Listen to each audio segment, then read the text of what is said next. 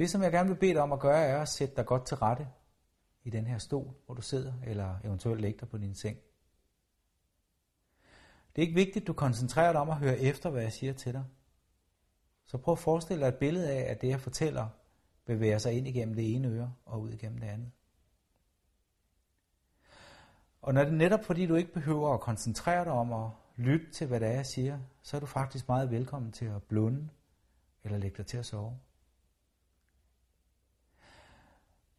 Prøv at lægge mærke til, hvordan dine øjenlåg føles tunge, og forestil dig, at de er fyldt op med bly.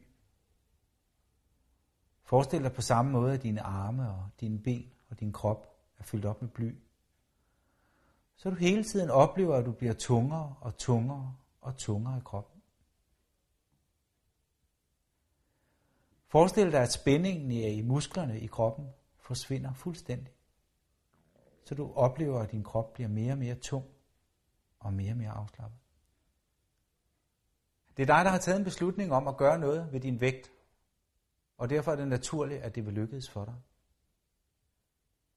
Jo mere du lytter til det her, og jo mere ihærdig du er, jo mere naturligt vil det være for dig, at der kommer nogle ændringer. Allerførst vil jeg bare bede dig om at slappe rigtig godt af og nyde den her tilstand. Og læg mærke til, hvordan din krop bliver mere og mere tung, mere og mere afspændt og mere afslappet. Prøv at forestille dig, at du går en tur ude i skoven en sommerdag, hvor solen skinner, hvor du kan høre fuglene, du kan mærke strålerne fra solen, der varmer dig. På et tidspunkt vil du komme til en trappe, hvor der er 10 trin. En smuk, gammel stentrappe. Personligt forestiller jeg mig altid, at det er sådan en trappe, man finder i en slotshave. Der er 10 trin på trappen, og det, som jeg vil bede dig om at gøre om et øjeblik, det er at bevæge dig fra det ene trin og ned til det næste. Og prøv at forestille dig, at hver gang du bevæger dig et trin, så bevæger du dig 10 gange dybere ned i en afslappet søvn. Hvor du igen lukker alle tanker, lyde, spekulationer og problemer ude. Så du mærker, hvordan du bliver tungere og tungere og tungere, mens du bevæger dig ned ad trappen. 1, 2, 3. Mærker, hvordan du bliver tungere og tungere. 4, 5. Mere afslappet og mere afspændt. 6, 7, 8, 9 og 10.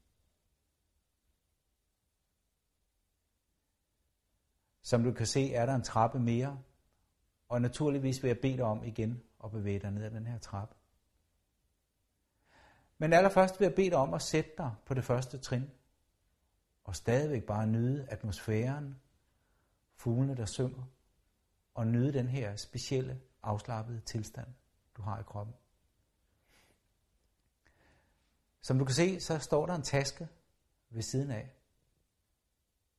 Den her taske er faktisk beregnet til, at du lægger dine uvaner omkring spisningen ned i tasken. Har du det sådan, at du har en uvane med at trøstespise om aftenen? En uvane med at spise forkert og usundt, hvis du for eksempel er ked af det? Hvis du stresser? Prøv at forestille dig, at de spiseuvaner, du har, de forhindringer, der er, for at du kan nå din idealvægt, at det er dem, du lægger over i tasken.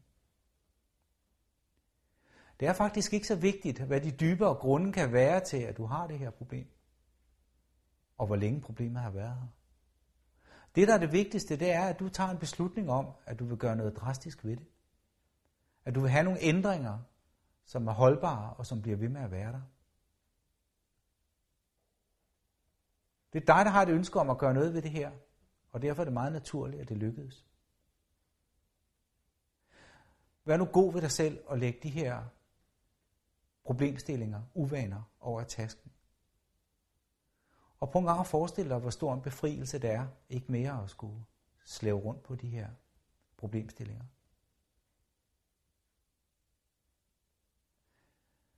Når du nu forestiller dig, du har lagt det hele ned, så luk tasken og så gør det, at du bevæger dig ned ad nummer 2 trappe. Igen vil du opleve, at hver gang du bevæger dig 1 trin ned ad trappen, så bliver du endnu mere søvnig, endnu mere afslappet og endnu mere afspændt. Men stadigvæk så har du i bevidstheden en viden om, at det her er en vej og en hjælp til dig, for at komme hen til din idealvægt. Uden afsavn, uden problemer.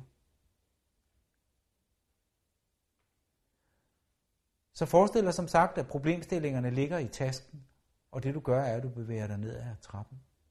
Så du bevæger dig endnu dybere og dybere og dybere ned. 2, 3, 4, 5, 6, 7, 8, 9 og 10.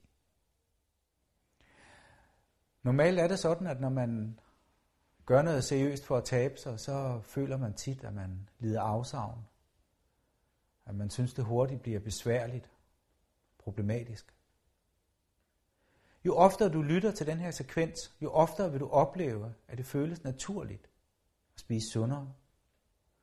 At det føles naturligt at lægge de her uvaner væk, som er dine specifikke uvaner.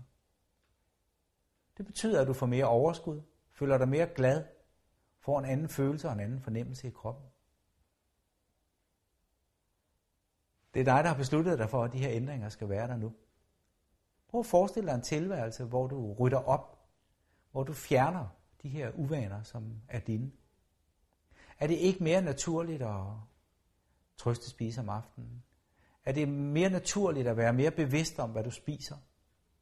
At du bevæger dig mere, cykler, går nogle gode ture og gør noget, der er godt for dig? Og jo mere positiv du er, jo mere du hører eller lytter til den her sekvens, jo mere naturligt vil det være for dig at nå din idealvægt og holde den. Om et øjeblik vækker jeg dig.